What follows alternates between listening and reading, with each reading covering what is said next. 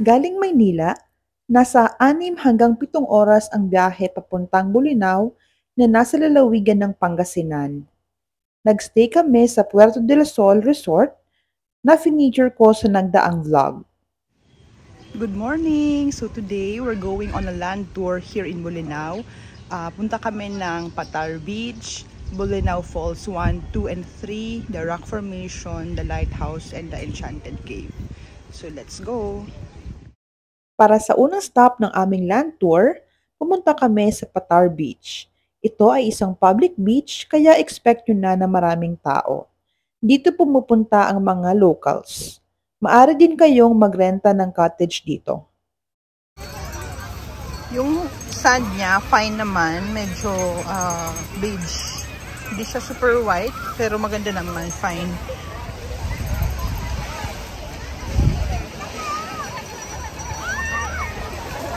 Maraming mga nag-swimming na locals.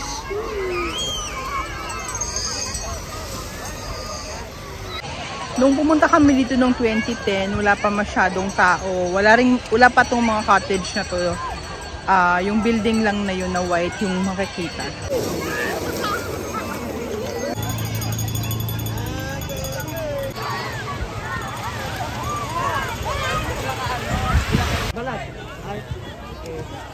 Pwede rin kayong mag-banana boat dito. Meron namang banana boat tsaka jet ski. So, paalis na kami. 1 hour lang kami dito sa Patar Beach kasi nga may pupuntahan pa kami iba. Ang second stop ng aming tour ay ang Enchanted Cave. Ang entrance fee dito ay 250 pesos kung mag-swimming ka sa cave at sa pool at 200 pesos naman kung sightseeing lang. By the way, sa mga di nanood ng previous vlog, company outing po ito, kaya marami kami. So, bukod sa Enchanted Cave, mayroon pang ibang attractions dito sa loob. Second stop ng ating tour, nandito kami ngayon sa Enchanted Cave. May time limit sa pagpasok sa cave, pero since resort naman ito, pwede naman kayong mag-swimming or mag-sightseeing while waiting for your turn. Ayan, ang gaganda ng mga grafted bougainvilleas.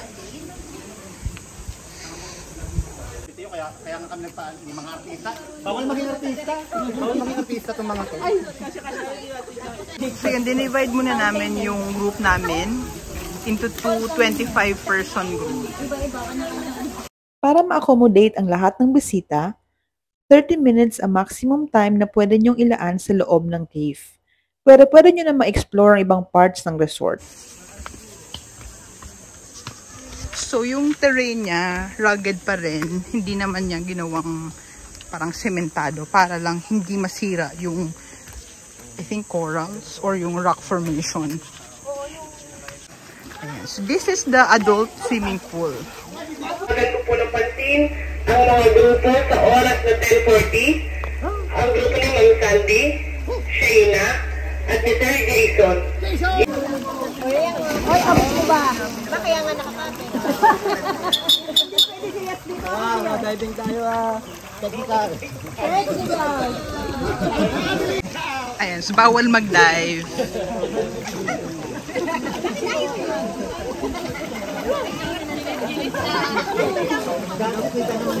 Ayan, so habang naghihintay ng aming turn for the cave, nag-swimming muna kami. Ngayon, papunta na kami doon. Ina-announce naman nila.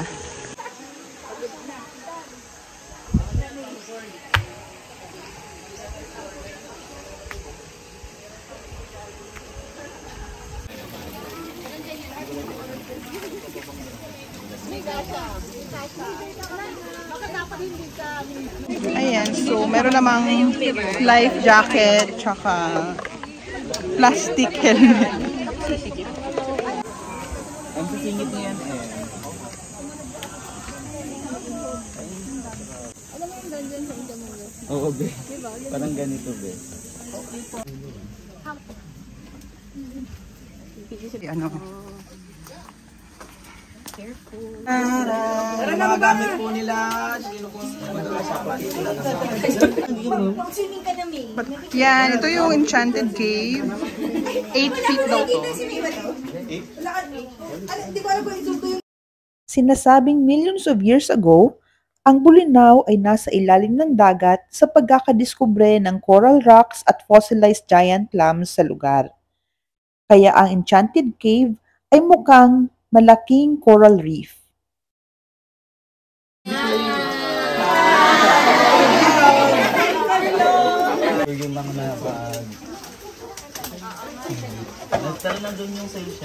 Okay, so meron pa ditong paakyat sa Way to the Cross. May iba pang attractions pero di na namin yung pupuntahan.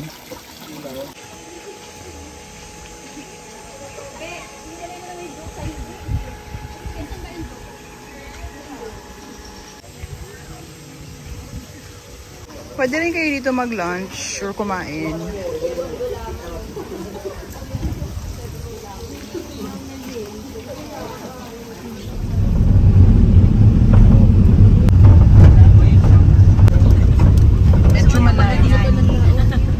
Okay, so our next stop, nandito kami ngayon sa Bolinao Falls 3. Yun na naman yung 3 kasi mas malayo yun.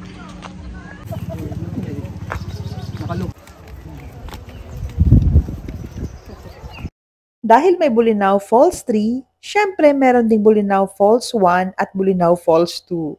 Yes, ganyan sila ka-creative magpangalan. Merong mga tindahan dito at cottages. Yung binayaran yung entrance fee, kasama na dyan ang paggamit ng Life Vest.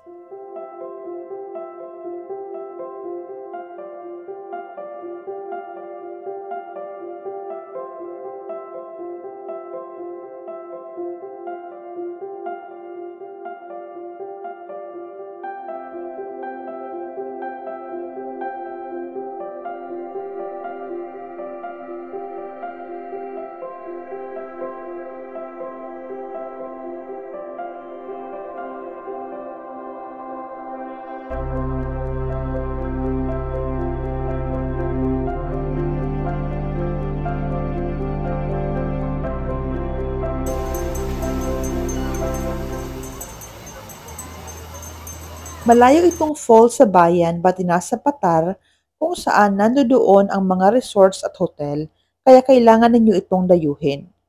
Mas maganda kung mag-aalat kayo ng at least half a day para mas ma-enjoy ninyo ang falls.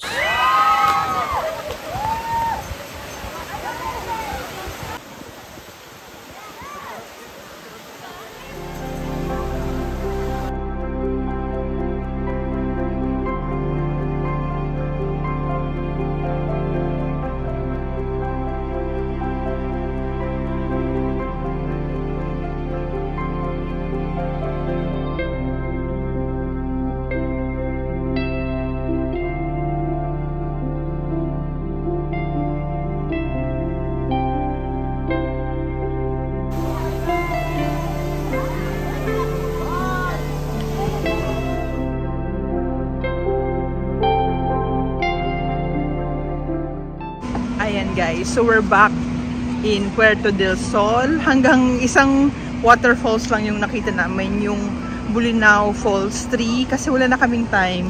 Meron pa kaming pupuntahan this evening and actually yung lunch namin nasa hotel, alas 3 na mag-lunch pa lang kami. Although may mga food naman dun sa may mga pinuntahan namin. So yun, so pupunta kayo dito, take that into consideration. Malayo kasi yung falls. So baka kailangan mamili na lang kayo kung alin yung pupuntahan nyo doon or pagsama-samahin nyo muna yung falls and wag yung pilitin na matapos lahat. Kasi mas maganda, pwede naman kayong mag-swimming doon. So you will need a lot of time.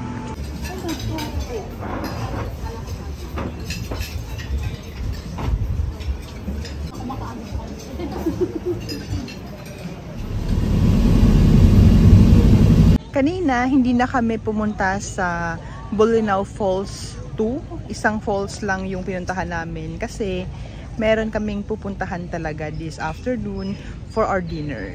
So, nandito kami ngayon sa Sungayan Grill. Wala pa to nung pumunta kami nung 2010 kasi 2013 lang ito nagsimula. So bale, floating restaurant siya. Nandito siya sa Balingasay River, which is the cleanest in Luzon daw.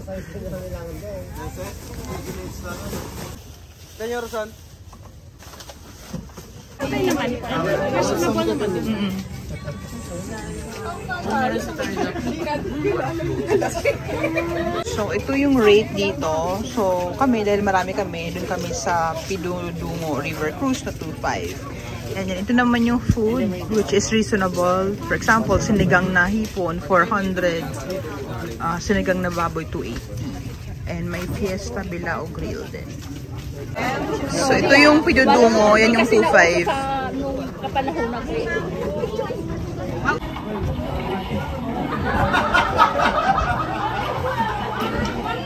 Umorder na kami ng food, so waiting niya lang kami na maluto yung pagkain at dalhin dito sa river cruise para makapag-start na yung cruise namin.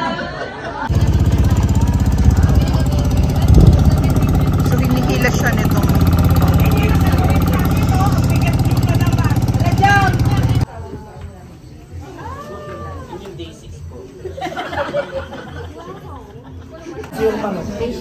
ayan, so andito na yung food namin.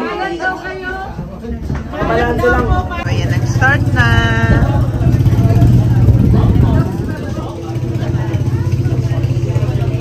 Kung pupunta kayo dito, mas maganda kung itataon ninyo bago mag-sunset. At least 1 hour before dahil iluluto pa nila ang inyong pagkain.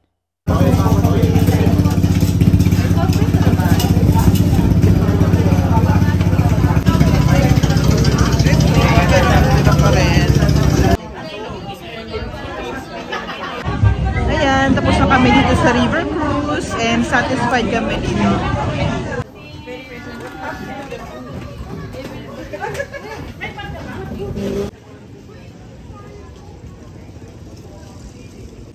Ayan, so tapos na yung aming river cruise. Happy kami sa dinner and okay naman yung serving. Actually, sobra yung pagkain namin.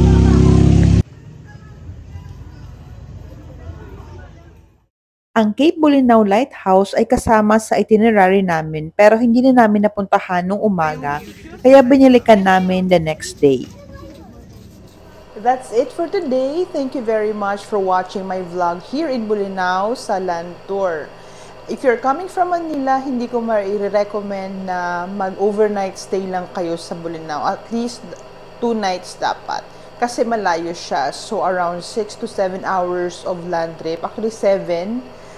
So, nakakapagod at malayo siya. So, sayang kung overnight lang. And hindi nyo rin mapupuntahan lahat ng pupuntahan kung 1 day. In fact, kami nakastay na kami dito sa Puerto del Sol, pero hindi pa namin napuntahan lahat ng nasa itinerary namin. Yung Bolinao Falls din, merong 1, 2, and 3. Sa Bolinao Falls 3 lang kami nakapunta. Hindi na namin napuntahan yung 2 and 1, although yung 2 and 3 lang naman daw yung maganda. So, ang ma-recommend ko actually is to spend at least 1 day for the falls or half day. And then, for the Patar Beach and Enchanted Cave, yun yung pwede yung gawin din in 1 day or half day. Kasi remember, lahat ng yun ay resort. So, merong mga kanya-kanyang cottage. So, sayang din yung pera ninyo na nagbabayad kayo ng entrance fees and then the cottage at hindi nyo naman na-maximize. Yung falls, for example, pwede kang mag-swimming, pwede kang may tatalunan doon. Yung iba tumatalon sila, and then merong mga balsa. So, masaya. Pati sa Enchanted Cave din, bukod sa cave, meron ding ibang attractions na hindi na namin napuntahan kasi nga nagmamadali kami to go to the other places. And yung Sungayan Grill, masaya din siya. Para siyang yung sa Bohol River Cruise. And for me, sulit siya. For example, kami, ang 2,500 yung buong big balsa na. Kasi marami kami. And hindi rin namin naubos yung food. Hindi naman ganun kamahal yung pagkain din. So, yun. So, overall, maganda yung Bolinao, pero malayo siya sa Metro Manila. So, depende kung saan kayo galing. At least spend 2 nights here if you're coming from Manila. Please don't forget to subscribe to my channel and to hit like on this video. Thank you!